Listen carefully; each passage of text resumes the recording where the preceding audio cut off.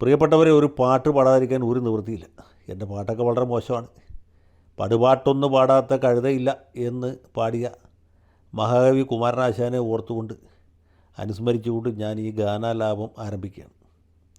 സന്ധ്യക്കെന്തിനു സിന്ദൂരം, ചന്ദ്രികക്കെന്തിനു വൈഡൂര്യം, കാട്ടാറിനെന്തിനു പാദസരം, N കൺമണിക്കെന്തിനാഭരണം. ഇതിങ്ങനെയൊന്നുമല്ല പാടേണ്ടത്. പക്ഷേ ഇപ്പോഴത്തെ രാഷ്ട്രീയ സാഹചര്യം അതായതുകൊണ്ട് പാടാതിരിക്കാൻ ഒരു നിവൃത്തിയില്ല. ഞാൻ ആരെ ഉദ്ദേശിച്ചത് നിങ്ങൾക്ക് മനസ്സിലായല്ലോ. നമുക്ക് ഏവർക്കും പ്രിയങ്കരനായിരുന്ന യശശരീരനായ ഉമ്മൻചാണ്ടി സാറിൻ്റെ മകൻ ചാണ്ടി ഉമ്മൻ്റെ മുഖമാണ് ഇത് പാടുമ്പോൾ എൻ്റെ മനസ്സിലുള്ളത്. ഈ മന്ത്രിസഭ രൂപീകരണ സമയത്ത്, മന്ത്രിസ്ഥാനങ്ങൾ നിർണ്ണയിക്കുന്ന സമയത്ത് ടി വി ചാനലുകളിലും പത്രങ്ങളിലൊക്കെ വന്ന വാർത്ത, മനോരമയിലെ അടക്കം കണ്ട വാർത്ത, ചാണ്ടി ഉമ്മനൊരു മന്ത്രിയാവും എന്നാണ്.